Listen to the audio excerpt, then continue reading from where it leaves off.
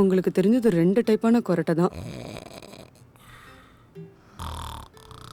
என் ஹஸ்பண்டுக்கு தெரிஞ்சது 5 டைப்பு.